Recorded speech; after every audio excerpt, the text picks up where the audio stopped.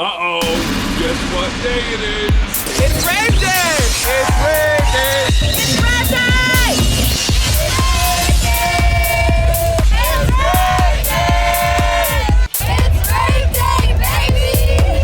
It's Rave Day Podcast with your host, Woohoo! And we're back, ladies and gentlemen, for yet another episode of It's Rave Day Podcast with your host, Aldo, aka the Historian. And this episode, I'm joined back with my good friend Tin Man and my lovely friend over here, Lynn. How are you guys doing? Doing great. Doing well. That's what's up. Oh, and by the way, we're joined once again with Kev PB and DJ Definity, who are in the back, out of frame, but very much in this bitch. What up? So everyone's doing great, right? Yep. Yeah. It's a good day. Nice. Love to hear that. I actually want to take this time to say thank you to everyone that has been tuning into the first two episodes. A bunch of friends of ours have tuned in, and I can't thank you guys enough. This project of mine's, I've been sitting on this for over almost a year now, and I'm just glad that it's on its feet, and I have a really good... I just have good friends that are coming along for the ride for this shit. Might sound a little nuts, but I haven't been this proud since I married my wife last year. So doing this shit is really great for me. And thank you guys for tuning in, all the feedback, all that, taking it to heart and moving forward with this. And I'm happy that you guys are enjoying it, and we're enjoying doing this shit too. Let's go ahead and I'm gonna go ahead and give a round of applause to Flosser Dom. Give me a second right now. So some of y'all may have heard from the last few podcasts that we've done. Floss was rumored to have deciding to retire or just quit the scene all in general after his announcement at Lost Land. So he's gonna after the end of the year he's gonna just stop touring. And I guess what it is, he's just gonna stop touring all next year. He's gonna still be working on music, but he's definitely gonna stop touring and just focusing a lot on his mental health. And that is something to be very proud of, especially if you're a fan of Flosser Damas. Hell yeah, man! Take your time, Kurt. You say you're gonna be working on music, and we are looking forward to all your projects, man. But for sure, if it's some time off that you need from touring and just working on yourself, man, at least for a hardcore fan as myself, perfect, man. Take all the time you need, man. So round of applause to him. Good shit. All right, this is what are we on today? October what? 23rd. Yeah, so. We are fucking moving. How's everyone's October going so far? So far, so good. It's been a good October. Mm-hmm. Lynn, how's your October? Pretty good. Haven't done too much. No, not too much. Oh, no, wait. Went to Ghastly on Saturday, which is pretty fun. Oh, shit. Yeah. Ghastly, we're at the Palladium. Nice. I love that venue. Yeah, the Palladium is fucking dope. We're actually going to talk about the Palladium in a bit. But overall, how was that event? It was pretty cool. Like his whole... I don't think I've ever seen a Ghastly solo show before. So it was cool seeing all his production and stuff. And I caught a bit of Luca Lush. And all of Moxie, which is great. I love Moxie. Moxie Switcher. Yeah, I love those boys. And Ghastly was pretty good too. I liked his setup. It was different. Yeah, sure. His production was like some kind of like haunted house looking. Yeah, and it was cool because we walked up and we didn't think that everyone was going to dress up, but there was a lot of people like in costumes and stuff, which was different and cool. Spooky season. Yeah, full spooky season. I was like, damn, I feel underdressed. Nah. Well, you wouldn't expect. Like, it's October, but like, people really get more animated going towards the end of October, obviously, sure. because of Halloween and stuff like that. But hey, man, October is a good month for people to get in the festive mood. It's October. It's Hollywood. Why not? Yeah. Yeah, I mean, besides like Moxie that night, I got invited to a bunch of Halloween parties that night too, and I was like, no, I'm gonna go to Moxie and Ghastly. Nice. There you go. That's what's up. That was cool. Right on. Tin Man, how about yourself? How's your October been? Pretty good. This past weekend, I was fortunate enough to go to AMF. Second installment of AMF. I went both days. First day, I was there for a good while. Second day, I didn't really spend much time. It was really good. Less is definitely more. Shout out to Destructo. Brought 2 stages and 1 low-key stage. The Unknown. It was pretty dope. You got the old festival stage inside the porta potty, which is something I different. saw that. Yeah, I saw that. That you should were- look cool. You were not expecting to find a stage, but you're waiting in line and wait, what's this? You hear a party, you go inside. It was pretty cool. Just a good weekend. Less was definitely more this weekend. Right. And it's a good October. How did you like the setup? Because I heard mixed reviews. I saw mixed reviews on Twitter. How did you like it? Well, overall, it was definitely downgrade from last year. It was 2 stages. They were smaller. The main stage itself wasn't too big itself. Production wasn't all that, but you know what? That's scary. He's not gonna give you production, but he's gonna give you music. He's gonna give you music, and it's totally worth it. It was amazing. BFF stage was great both nights. It really made it hard to decide between the friend zone or BFF stage just because it was so good. Overall, though, it was a pretty solid festival. Give it a 8 out of 10.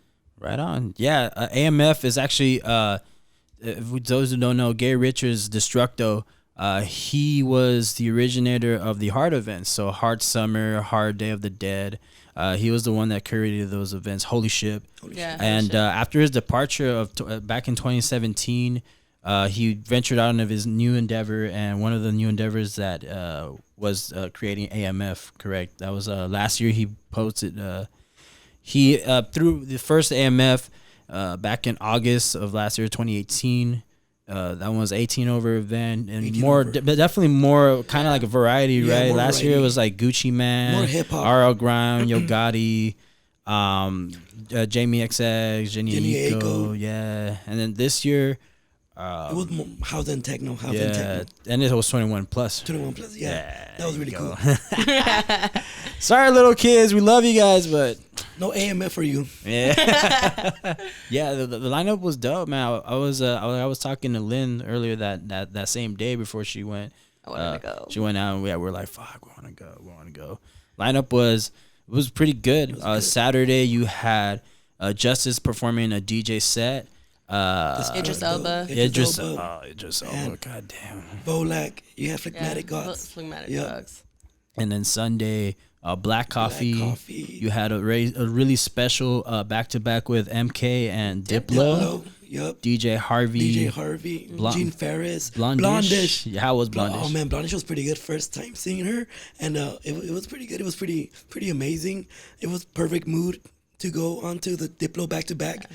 It was a good Sunday. There you go. Yeah. Sounds great. Only bad thing about Sunday was everybody had known about the secret stage. So So it was more packed. It was more packed. And it was more of a cap off, right? Yeah, that's what it was. Yeah, I mean, you'd figure, dude, because we were like some of our friends other than yourself did go, and one of the things that I saw on one of my friends snap, Yessie, shout out Yessie, he was right there by the porta potties out of nowhere. Yeah, that's how I saw it. Yeah, I was like, right dude, there. that's so cool. He opens that shit, I'm like, huh? It's like, what? And then you go in, and it was a whole other fucking stage, dude. Yep. And then, Sick.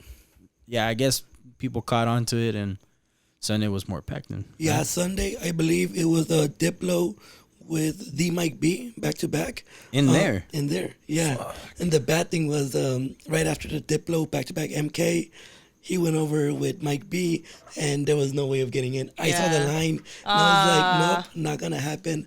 I stayed for Black Coffee, then went on to see And I'm DJ sure Harvey. that was good. Yeah, it was. Yeah. It was those South African sounds that he brings, incorporated with techno. It's just a whole new level. It's a totally different vibe. Yeah. Everybody was enjoying it. It was great. That's good. Good vibes. Very good vibes. There you go. Damn, man.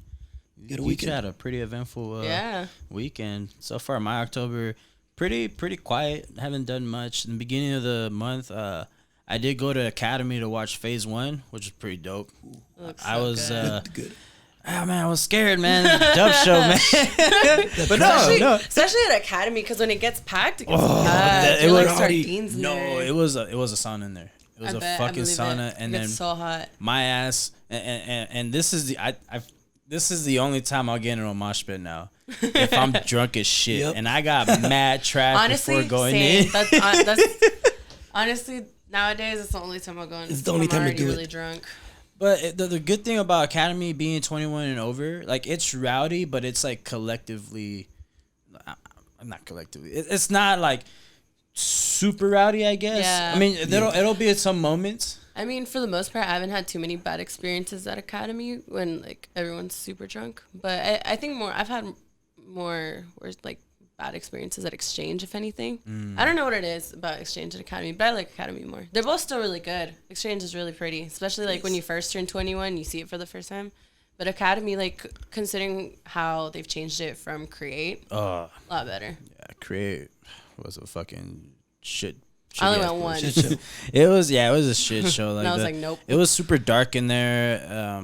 It was definitely time for a remake, a makeup upgrade, and well. Academy now is fucking dope. Especially those LED panels that are covered at the very top. Like, it is good. But yeah, that's all I did so far in October. Phase 1, which was dope. Yeah, man. Pretty good October so far. It sounds like from the three of us. Yeah, it's been a good October. Granted, I do want to backtrack a bit. We were fortunate enough to attend this pretty dope show at the end of September by a certain Mouse individual. Fucking savage him. He ran that motherfucker for 5 nights straight. Savage. Yeah, Lynn. So amazing. I was so happy. I felt so blessed to go. You were fortunate to go more than once. Twice, yeah. The second time. We went to his last show, very last minute. It was a very drunk impulse buy, but it was so worth it. Yeah, because we had gone to, just like he had all those shows, he also had after parties, and they had the Mousetrap takeover at Day Trip on Sunday. And and we were like, I was originally going to go to Cross that weekend. I was like, well, since we're not going to Cross, for sure hitting up Day Trip. There you go. Have to. And it was great. And when we were there, we had a couple drinks and we were like, Dead Mouse isn't sold out. If you're down, I'm down. Why not? Yeah, it was great. I'm not even mad. It was dope seeing it once, but being able to see it twice is amazing. You get to have a more in-depth time to really appreciate the production, the cube, the production, all of it. Yeah, our experience, Tim and I, we went together. We went on that Friday, so that was night 3. My first time doing VIP. Tim and Lewis's first official time doing VIP, where you actually paid. Oh shit! It was something different. It was a different vibe. Yeah, I don't know, man. Dead Mouse, he's in my top 5. You guys always hear me say this, that he's in my top 5 for a lot of reasons, and one of the reasons that really shine light into that, the fact that just his sound really he hasn't really changed up his style, and that's something that I really appreciate, because in this industry that you see people really experimenting and really following a wave sometimes, following the trend. Dead Mouse really hasn't. Nope. He stays solid on his own lane, true to himself. He stays solid and true to himself, and he's even gone. He even said it. I don't know if he said it the 2 nights that you went, but at the end of night 3, he was even saying like, yeah, to be able to do this couldn't be possible without friends like y'all. And hey, look, say what you want about Dead Mouse, but he has a really hardcore fan base, he brings a lot to the table. I mean, technically he's not even a DJ; he's a producer, and you could tell with his production, man. That cube is just nuts. Yeah, man, and he's pushing the envelope since forever. Yeah, for quite some time. 2011, yeah, starting 2010. Shit, you want to go back and feel a little bit old, Tim? Man, we were talking about this shit, and Lynn, you were fortunate enough to see the V2, right? Yeah. V2 and V3. Us old motherfuckers over here were able to watch his V1 at EDC LA 2010. I was too young, I couldn't get in. You weren't outside yet, dude, but it's all good. I still love you. Yeah, we've been fortunate enough for that, man. And Dead Mouse, right now he's still on tour. I don't know his tour days, but if you could catch him, man. That production is nuts. Even if you're not too big on Dead Mouse and you're just someone who appreciates production and stuff like that, you gotta check it out. Check it out. Do yourself that favor. Seeing the cube is just something else. He put so much time and work into it, so when you see it for yourself, like in your face like that, it's just you're in awe. Yeah. You can't help but just stare at it and just like Be mesmerized. Yeah, literally. Yeah, something about him, man. Love the dude, man. Yep. Top 5. He's in my top 5. Shout out Joel. Shout out Joel. Yeah.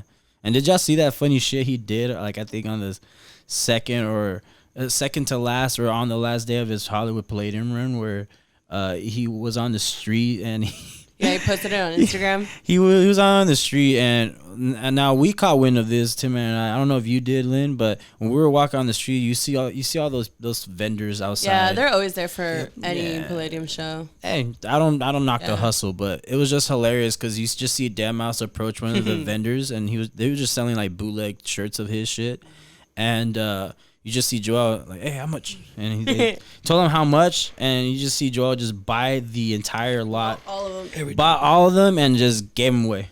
I'm like, love him for that. Joel Bravo. for the people. Bravo. Yeah, bravo. Because this was like Joel probably like 2010, 11, he probably would have popped off on the got guy. off on them. But that's level of maturity. He's getting there. Yep. He's getting there for sure. All right, so that was our little backtrack to end of September. I just wanted to touch base on that just because the three of us were fortunate enough to catch that show and just to get the perspective from the three of us. Yeah. It was pretty cool. So it was definitely worth the wait. It felt like we bought the tickets so long ago. I kept forgetting that I had tickets to it. Honestly, I was like, "Oh shit, that's right, I have tickets for this." The day came, we went, we partied, and it was great. I was so excited. Very. Yeah. Fucking Dead Mouse. Shout out Dead Mouse. Shout out Dead Mouse. He had a whole week basically. Mm-hmm. Yeah, it happens every time he's in LA. I mean, I was when I looked back at because when I first saw him back EDC 2010, I was like, fuck, I gotta see him again. So he had a tour back in 2011, the Mountain Hacks. Yep. Once again, 4 nights at the Palladium. Yeah, and there's people that, I mean, I went to 2, but there's people who probably went to not only like his shows at the Palladium, but also his after shows, like his after parties, like at Academy, at Exchange. That's right. I forgot to mention, but with his 5-night run at the Palladium this year, he did the after party. Mm-hmm. He had a test pilot, his Techno Alias. He had a test pilot set at Exchange that Saturday, so he was busy. He was on a roll. He was busy, and he did the same. He did a similar thing back in 2017 when he sold out 4 nights at the Shrine when he brought the V2 production. And I was fortunate enough to go to his Mousetrap takeover, which was kind of like at first I thought it was like a Factory 93 collaboration, but it was just a Mousetrap event hosted by Insomniac at that warehouse though, which was dope. And he actually played Test Pilot there, but unofficially. Yeah, because at that time, not a lot of people really knew about Test Pilot up until like I guess this year. This year, or the end of last year. Yeah, just more people know now. Yeah, well, that's coincide with the fact that techno has really been picking up steam, which is cool. Major steam. Yeah. So that was Dead Mouse. All right, let's stop riding his dick. Let's get back to month of October, spooky season. Dun, dun, dun. So Lynn and I on the last episode, we kind of broke down a few Halloween theme events happening this month. I know this past weekend, October 19th, Boo Arizona had their event go down. It was pretty cool. I saw a few videos. It looked pretty cool. This weekend, we also talked about Boo SF. It's happening this Friday. It was October 25th. Yeah, 25th. Friday and Saturday, October 25th and 26th. That's in San Francisco. If you're out there, hit it up. Bass Nectar's doing his freestyle Day of the Dead. No, Freakstyle Day of the Dead next weekend for Halloween up until November 2nd.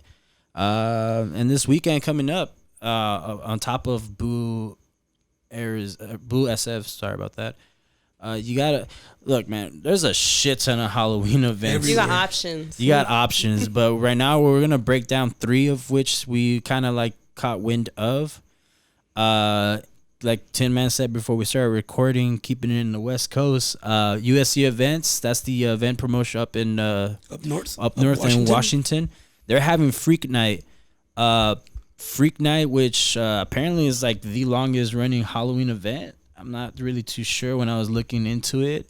I guess they're gonna be celebrating their 24th year. That's crazy. Yeah, I didn't even know that. I don't know. I was trying to do my research as best as possible, but I'll just stay true to their word. Yeah. I guess. They're doing that this weekend. Actually, this Friday. I know it's pretty nice. It's Bro Hug, De Oro, Black Gummy, Floss back-to-back 4B. YG, yeah, that was kind of came out of left field. That came out of left field. Yeah, I saw a lot of people in the comments sections for USC events talking. They were kind of like YG. Fuck y'all getting YG. Why not? It's a turn up. West Coast, yeah. It's a turn up. It's a turn up. You know, for Halloween, you're trying to get freaky. Fuck it. Yeah, exactly. And then freak night, get freaky. YG, there you come go, on, man. What more could you want? YG got you. Yep. Shout out YG, man. Shout out But YG. yeah, that's up in Seattle. Then we're moving out to Texas. Freaky Deaky. Freaky Deaky. I want to go to that. Yeah, that one check it seems out. cool. Freaky Deaky, which is ran by I think React Presents. I think is that the a promotion in the group that runs that festival. Second time back in Texas within the Houston area. 2-day affair. That's Saturday and Sunday. A few acts at that festival. It's like what? I think I saw Garrick's, Little Texas. Garrick, second Little day, Texas, Little Texas Fisher. Fisher, 2 hour set. Yeah, he's doing a 2-hour set. 2-hour sunset set, which will be interesting. Mala that same day. Rez. Mala, some Rez. Wednesday. Yeah, quite a few people at that festival. Yeah, I think they have a pretty Good variety. Good They variety got a of good genres. variety genres. Yep. Yeah, for sure. Covering the basics. Yeah. One thing that kind of took me away about Freaky Deaky is the amount of hard dance. Yeah. So like we mentioned, Little Texas, Lady Faith. I think they're doing both of their projects, the Tweakers, and they're also doing a 30-minute set of Tweaker Core. Tweaker Core. Yeah, Oh, are they really? Yeah, I think so. I gotta look back into it, but from what I saw and skimmed through it on the set times, I saw Tweaker Core. It's a testament of how fast, well, not how fast, but how much also hard dance genre in the States have grown. Yeah. Yeah, this year alone, I've for sure seen a huge boost in that. Increment. Especially when Lynn and I went to Project Z this year. Yeah. I'll be honest with you, that fucking bass con stage was more lit than fucking Bass Rush at times. I was like, shit, okay. I had a great time. Yeah, dude, Project Z was dope. But yeah, man, shout out to the hard dance music, man. Hard style, hardcore, happy hardcore, UK hardcore, all that shit. Raw style is dope. But yeah, if you're out there in the Texas area, well, Houston area in particular. Matter of fact, one thing that I want to touch base on too. I hope everyone out there in the Dallas area of Texas is okay. This past weekend, a tornado ripped through part of Dallas, and I'm pretty sure most of the people going to Freaky Deaky might have to change up their plans because keep in mind Mother Nature. Yeah, I've been saying it lately. Just be safe. Yeah, I've been saying it. I've been saying it lately, man. There's two things that'll remind us that we ain't shit. That's Father Time and Mother Nature. Mother Nature for sure. Yeah, Mother Nature's it's a bitch. It'll get you. It's a bitch. It'll get you. Just like Millennium's tour right now. Oh, that's right. He's on a tear with his tour right now, but he did find a bump on the road, unfortunately. I guess he was supposed to do 3 nights total out at Red Rocks, but I think night 1 had to get canceled due to a severe drop in the weather. Yeah, it was that's very unfortunate. Was able to refund everyone's money back, so that was cool. But it just sucks. It really Especially does. because especially like Millennium's fans, they Die ride hard. hard for him. Yeah. So I'm sure like a lot of people travel far to go see his show. Not only that, but I thought it was cool that he did. I think he live streamed Friday and Saturday show on Twitch. I think. I know he live streamed. I think it was Twitch, but I thought that was really cool. You know, to at least somewhat make up for it. Yeah. I mean, it still sucks, but Yeah. Mother Nature. Mother Nature. What you man. gonna do about it? It happens, man. It does. You can't complain about the elements. Yeah. That's something I try to remind myself, even though fuck, it's rough. happens. It's rough. Happened to me last year for Das Energy. Oh yeah. Yeah. I remember you talking about that. It happened to us too, Paradiso last year. Oh yeah. Yeah. The wind. It EDC happens. this year. Rain. Oh, Mother Nature. Quit your shit. Let's get back into spooky season. So we've actually been fortunate enough to also attend this festival, which you know what, I don't mean to glorify it a lot, but on paper it's without a doubt the biggest Halloween event happening this weekend also, but in the month of October. And that's none other than fucking Escape Psycho Circus. Escape Psycho Circus. Tin Man, you were able to go 1 year, correct? Yeah, 2016. 2016. And then I've been able to go 2 years also. Yeah, 2016, one day, 2017. Lynn, the Escape veteran over here. Well, I've gone 3 years. I don't think that makes me a veteran. More than us. Yeah. More than us. And and each year I went on both days, I think. Yeah. Oh, yeah, you're definitely. Yeah. Yeah, Escape, man. Pretty solid on the books and paper, like you said. It's just gotten bigger each year. Yeah. That one just it grows and grows and grows every year. This year, something that the Insomniac team has really emphasized a lot on its animations and more rides, apparently more concepts to it. One of the things that they've been announced too is that the main stage, biggest mega structure ever. I don't know, man. I'm calling it bullshit. Yeah. Well, I saw videos of it. It's pretty big. It's long. Well, I think that's what they meant by big. You can't should have said long. You can't really like widen it that much. I mean, think about it. Think about how Nas' setup is. They can't really widen it by that Not much. too much. Yeah, but when I think big, I mean like wide. Honestly, I Not thought long. like if anything, it might be just like a little bit taller, but still, it's pretty tall. It's Yeah. pretty It big. is.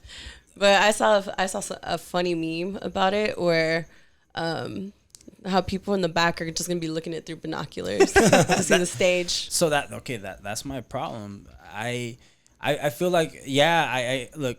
Let me just say this. I'm appreciative that they're bringing the structure instead of the fucking tent. Yeah, fuck that tent. The tent was so annoying. Like I don't know Everything why. about it. Yeah, I don't know why they just went with the tent. Because 2015 they did the structure, and Yeah. after that year, that's when they cut it. They cut the structure and went with the. I think it's tents. just expensive. I feel like that's probably why. Probably, yeah. There's the business side of that part, which Yeah. I don't really know, and I don't care to know. Just shut up and take my money. But, I mean, hey, Escape has gotten more expensive though. yeah. Sold Think out. about it. I was talking to Gio. I know Gio. Yeah. Big Gio. Shout out Gio. I was talking to him about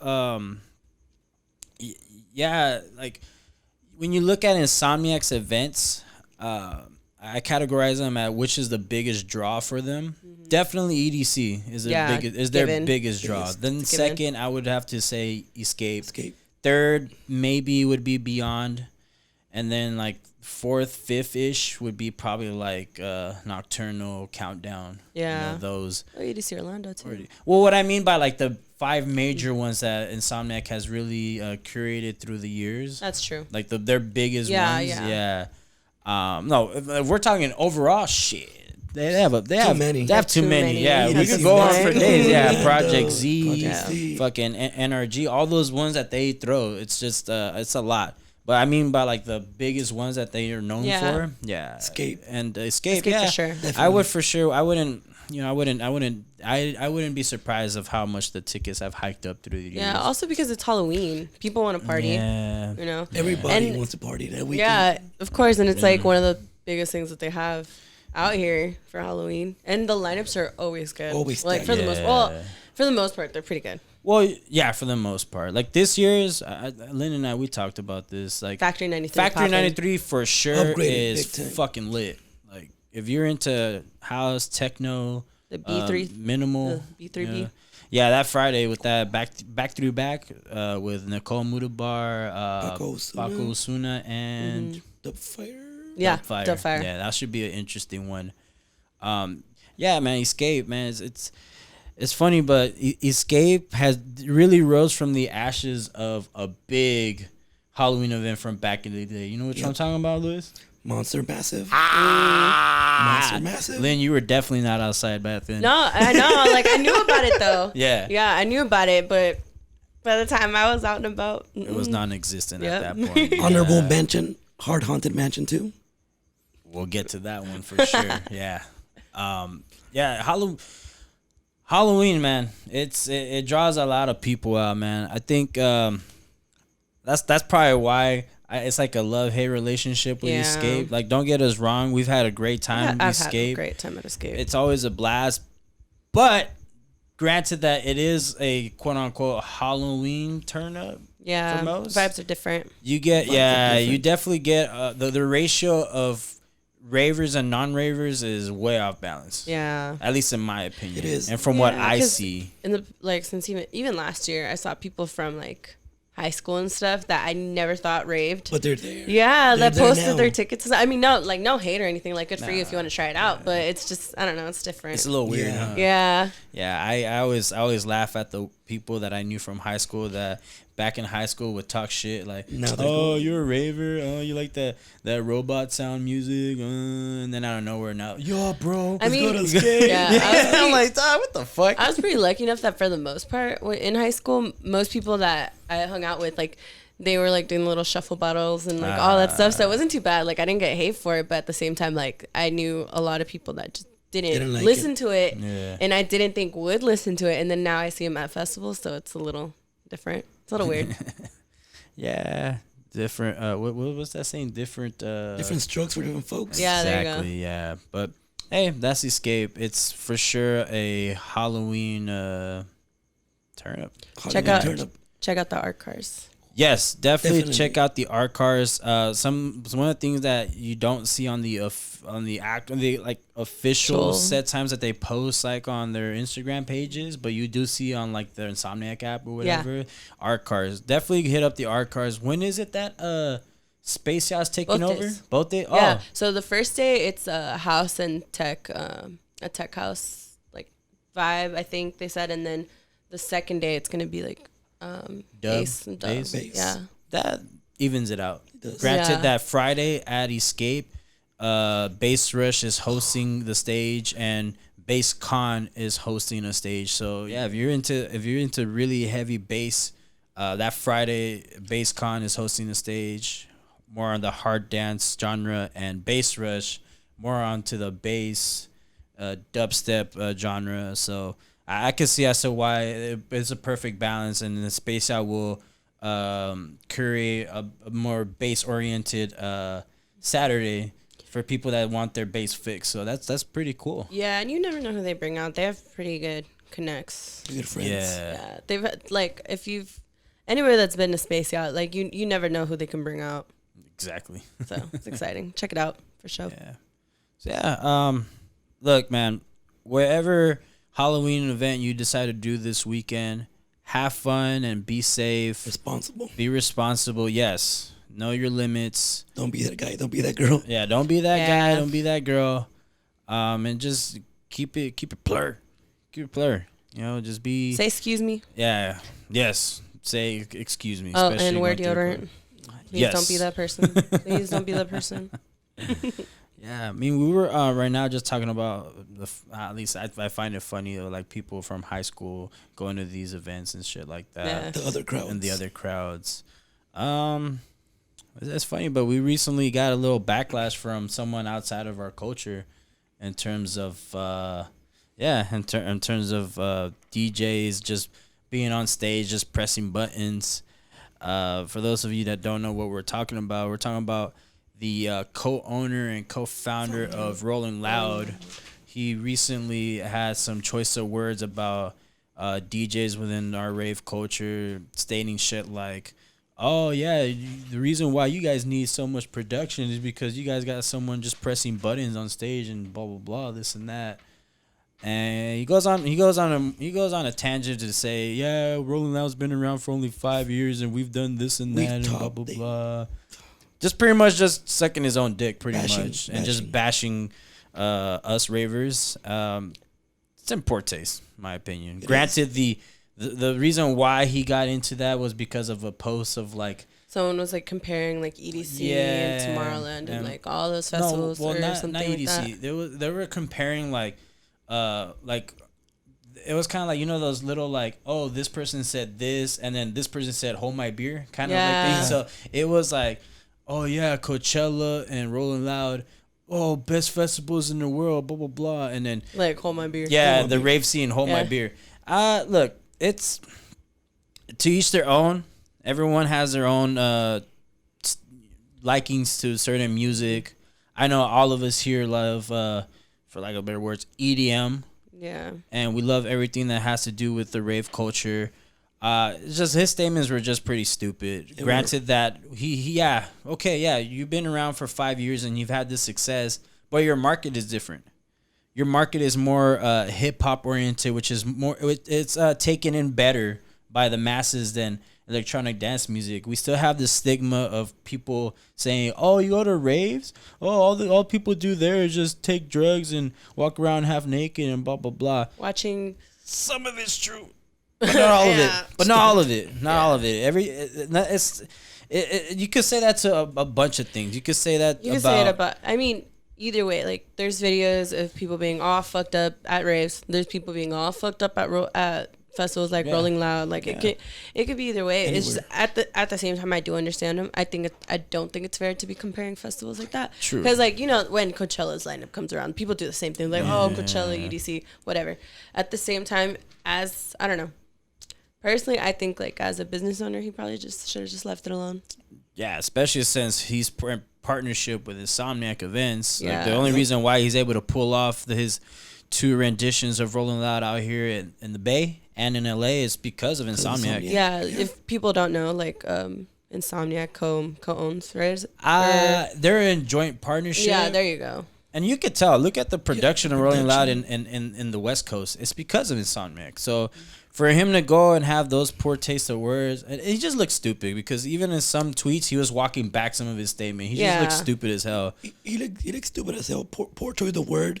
And, you know, just going back like hip-hop culture, okay, going back into the, you know, mid-'80s, early 90s, hip-hop culture was DJs. Yeah. Like, how are you going to bash, you know, button pushers, as he says, when his hip-hop culture started, you know, with the DJs. The DJs were the superstars of hip-hop culture.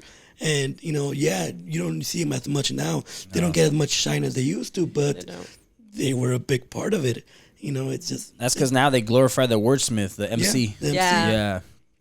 And then, I don't know, man. I don't want to bash Rolling Loud either, but that's just not my vibe, dude. Rolling Loud, I see videos, and it's just the dudes on stage jumping around and singing along to their own shit. Half the time, they're not even on cue, and the crowd is just... I don't know, man. It's shit, but... Crowd's different. Crowds is something. It really gets the people going, you know. It's hype. It is what it is. A couple cool songs and that's it. Some of those artists that are on the lineups, you're not gonna see them again, you know, 2-3 years from now. They weren't on the scene 2-3 years from now. You know, he does it for the masses. That's his market. It's okay, you know. Let Rolling Loud do Rolling Loud, you know. But don't come comparing Rolling Loud to like other festivals, you know, who truly are for the culture, truly are for the people. Did represent Plur at some point, you know, and bash DJs when, like I said, hip hop was DJs. Yeah, it's it is. Especially, what it is. Also, especially on Twitter, like Twitter's a lot more savage than IG, Facebook. So ravers on Twitter, they really came for him after. Although the funniest comment I saw was by Alice in Wonderland, where she was just like, "This comment is so stupid. Hold my ass to tab." Funny. I saw that, but. Yeah, it is what it is. Like, whatever. It's just I felt like it was just in poor taste that he goes and say those things. Whatever. Like we know what kind of vibe and frequency we are, and that's all that matters. But it's just I don't know. I get a sense of like, oh, fuck you, you know, because I love this shit. This shit, I live and breathe this shit every fucking day. Like when I'm at work, all I listen to is fucking either podcasts or or electronic music. Like that's all me. I don't listen to anything else. So when I see someone like that bashing it, it's just like, well, okay, asshole. He was having a bad day. He must have never seen all the hip hop that Destructo brought into his heart events. He must have not known how dope it was when you do incorporate good hip hop acts to a electronic event. Yeah, it is what it is. But let's move on. Let's carry on. Let's move on to we'll stay in business per se, or I don't know, how would you even describe this, pettiness, or I don't know, but what's up with China banning Zedd? Oh, dude, that was so funny when I saw his tweet. How if y'all don't follow Zedd or have followed this story at all, it's so small, but it's funny. It's funny. Zedd got banned from China because I don't know if people, most people know this, but in China they really regulate like the internet there. Like they're really, really strict on very hardcore. Like SoundCloud's not even allowed. YouTube, a lot of stuff is very restricted there. A lot of censors. And if anyone's kept up with South Park, they tend to poke fun of like a lot of stuff that's going on in the world, and China especially this season. Like they off the bat, they just talk shit on China, and so. While Zedd was in China, he liked a tweet that was South Park related. And considering they had just bashed China, they were like, nope, you're banned from China now for liking a South Park tweet, which didn't even reference the episode, like the China episode. It was just a tweet of them celebrating their 300th episode. Zedd liked it and he got banned. And he even tweeted, he's like, no, guys, I'm serious. Like, I really got banned from China because of this tweet. Yeah, he was saying something along the lines of, this is no joke. They just contacted our team or something along those lines, that if something that they have to cancel all his bookings in China and this and Crazy. that. I don't know, man. If y'all saw that episode or y'all know what's going on with China, look, this is not a political podcast and we don't want to be political by any means, but everyone knows as a capitalist move, it's genius to move your business to China and expand in China being a big market right now. I mean, you saw a lot of events being thrown in China last year as soon as they got the green light to be able to do so. So everyone's kind of just gold mining China right now. So that South Park episode really, really touched base on a lot of shit like that. And I just find it funny because, granted, maybe Zedd was like, oh shit, I don't want to get banned from China. I love visiting China. Or maybe on a business perspective, Zedd was like, no, don't take my market, don't take my business, or something along the lines. I don't know. This is just the way my brain is wired, but I just found it funny. Granted, nothing is funny about what's going on in China or their strict censoring policies and all that. There's no joke on that. I'm not making fun of that. I guess it would just be more like the pettiness of China to have the audacity to ban someone over just liking a tweet. Yeah, he didn't retweet it, he didn't comment it, he didn't like tweet something like, oh yeah, fuck China or anything like that. No, he just liked the South Park tweet. Like the South Park tweet in China, like a petty ass fucking person. Oh, banned. Okay, banned. Hit the ban button. Disqualified. That's nuts. But hey, man, other than that, Zedd, man, congrats to him, or congrats to 100 or so people, because this past weekend also you saw the DJ Max top 100 list be announced, and I don't know, I always feel some type of way about the DJ Max top 100 list, because as some DJs back in the past have said, you kind of just don't know what the fuck this list is about. Yeah. You don't know if this is about a DJ, like real DJing, or popularity, the amount of music. Or what I've also heard is just like how much money people are willing to pay to buy a spot on the list. Yeah, that's it's kind of nasty, to be honest with you. I looked at the list. I'll be honest, I did like it this year simply because I saw a little bit more people that I knew. Granted, from like the years before, you just see random ass people on there and I don't want to sound ignorant and say, who the fuck is this guy? But like, seriously, who the fuck is this guy? Like, I never heard of him before. And mind you, we live in the States, specifically California. So we're on the other side of the world where DJ Mag usually operates throughout Europe.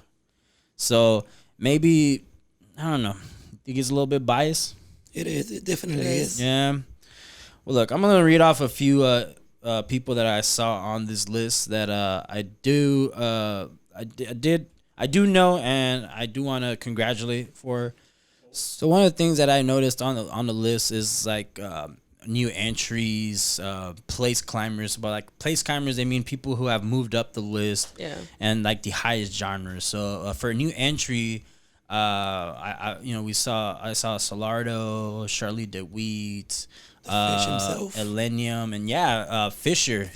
He actually got the highest of new entry. He came in at number 63, which is cool. That just comes to show how much he's grown. How much he's grown. He really picked up steam. Major steam. For sure.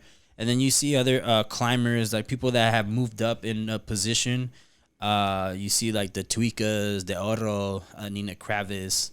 And we talked about her. Allison, congrats to her. She was the highest climber this year. She actually moved up 52 places from last year. Damn. Yeah, That's she cool. came in Good at number. She came in at number 44. Yeah, she's definitely had a big year for sure. And he's still going. And she's still going. It's still going. Yeah. She still has her warehouse show next month. And in the highest genre, you have the motherfucking drum and bass legend Andy C. Andy C himself. He came in at 79. Claptone, number 53, and as the highest house DJ. Carl Cox at number 35 as the highest techno DJ. One of the things that I took notice was Headhunters. He actually dethroned Angerfist as the highest hard. As the hardest. Wow. Yeah, as the highest hard. He came in at number 29. Skrillex. Sonny Moore. He came in at number 29 for the highest bass.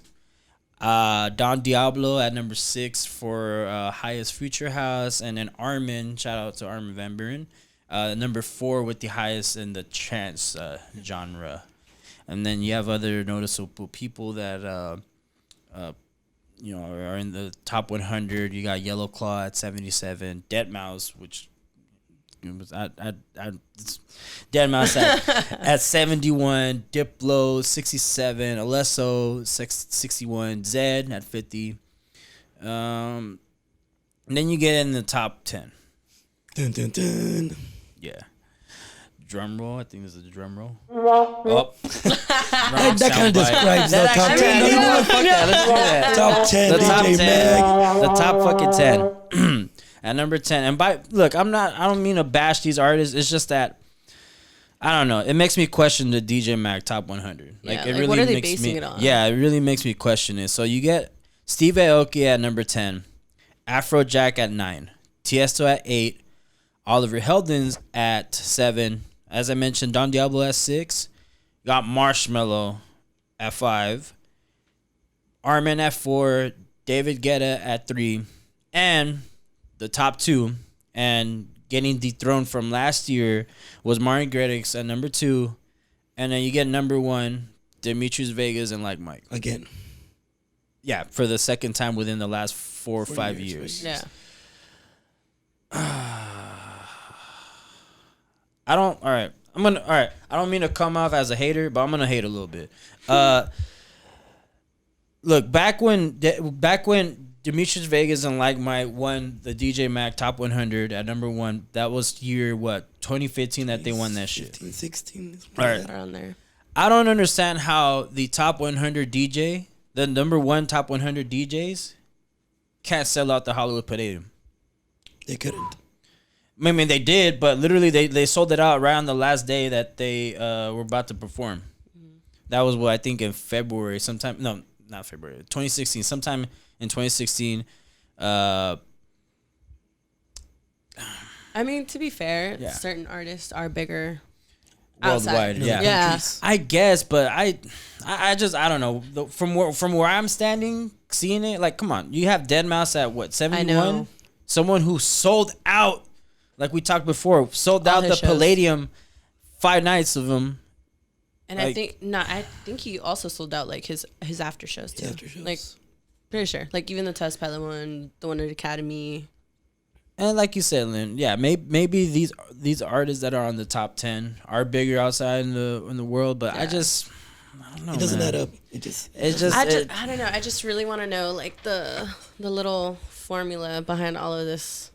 The formula and like what do you need to do, right, to climb? Yeah, it's, I don't know, man. And like we've said before in like a previous episode, like it just, this shouldn't be like a competition. Yeah. And you shouldn't walk around with a chip on your shoulder, sucking your own dick, thinking, oh yeah, because I'm ranked this high, blah blah blah, like, you know, we're number one. Like, yeah, okay, on paper you are, but because look, I've seen Demetrius Vegas and like Mike. Not for me. I think it's also, I saw someone say, because I remember, I saw someone asking about it on Twitter, like why is this list the way it is? And someone was saying that it just makes it. You okay there, Lynn? Yeah, I think so. Oh no. Is it out? Mic problems? Should be plugged in. Hello? We've got technical difficulties Okay, there. my bad. I don't know what just happened. But what was I saying? What? We've got mic issues. Real quick, give us 1 second. I think it is plugged in. Yeah, it's just got to play with it. Sorry about that, ladies and gentlemen. Sorry, y'all. Anyways, I saw someone saying that it's also a list that helps promoters pick who plays at the clubs. Yes. There you go. That, yeah.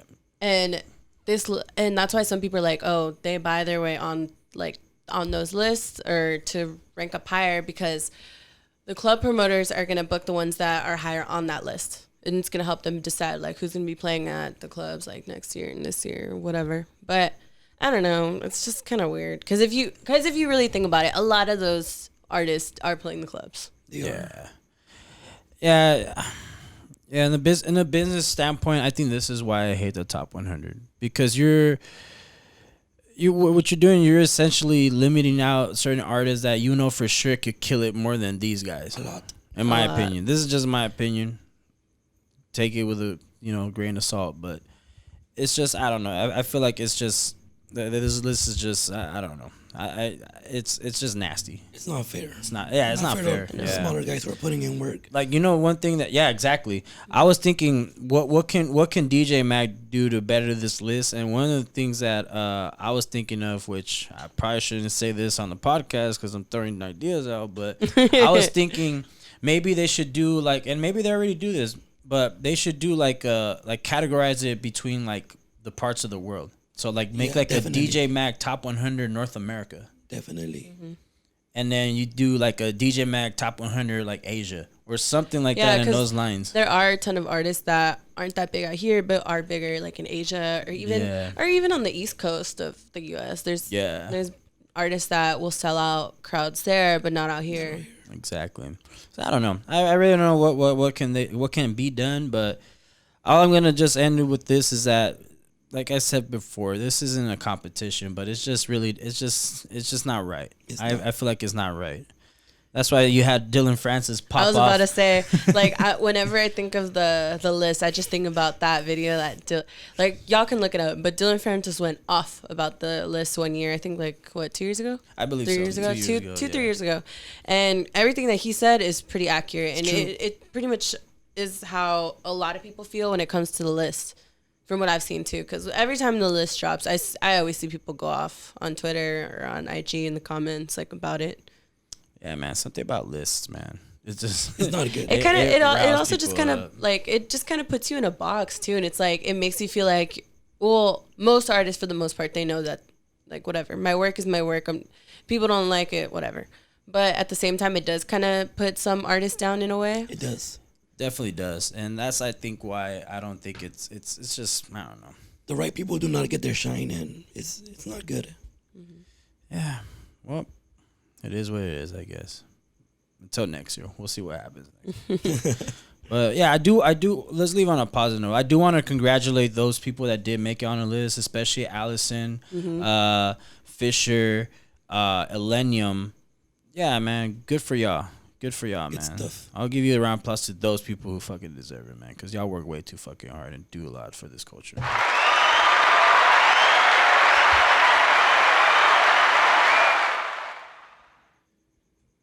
All right. And now, song selections.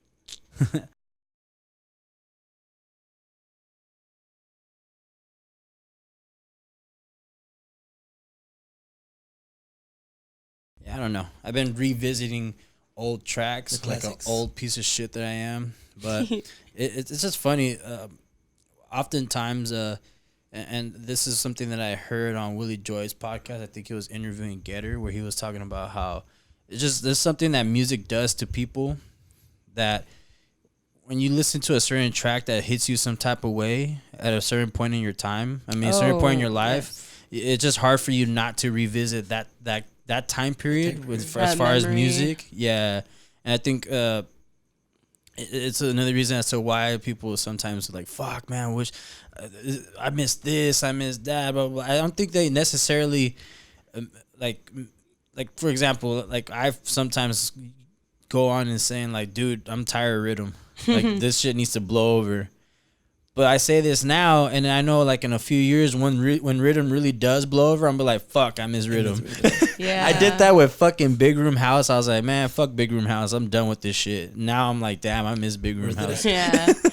So I don't know, but there's just certain tracks like it just takes me back. Brings back the memories. Yeah. It's just because like when there are certain trends, it does get a little oversaturated. Yeah. You see a lot of people just producing and riding that wave. So after a while, you kind of just do get tired of it. Yeah.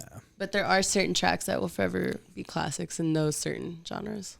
Yeah. Timeless tracks. Yeah. For sure. So something that we were talking about during this song selection, those of you that are viewing on YouTube, unfortunately, due to copyright and other logistical things, we can't play certain music. Well, we can't play music at all because it will get copyrighted, we'll get flagged, and so on and so forth. So if you do listen to our audio only on SoundCloud, the song selections for this podcast are on there, and we'll post the songs that we chose for this podcast on like Instagram. We'll post it on Twitter, or if anything, we can like link them in the description box of YouTube too. Yeah, on YouTube too. So yeah, that pretty much concludes this podcast episode. I want to once again thank everyone that tuned into our first 2 episodes. As I mentioned, it means a lot to myself, and I'm pretty sure it means a lot to you guys too, especially since you guys are in this with me. And I can't thank y'all enough, and I can't thank everyone that has dialed in and tuned into the first 2 episodes enough. And get ready for episode 3. I don't know when this will come out, but when it comes out, You ready? yes. And until then, the next podcast, we're gonna try to deep dive a bit into some of the things that are gonna be going down in November. Granted that spooky season in October is gonna be winding down.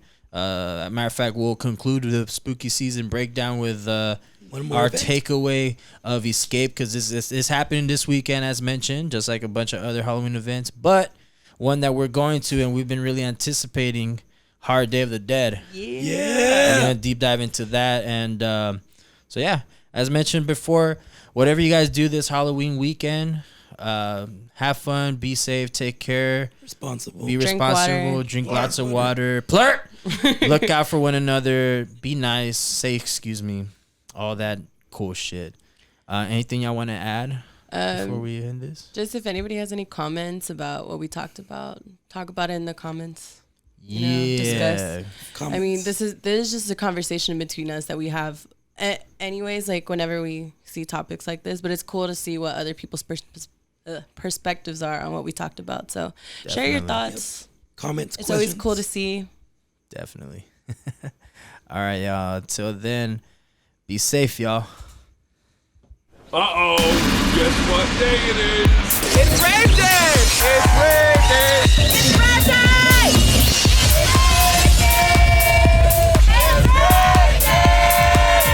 It's Rave Day, baby!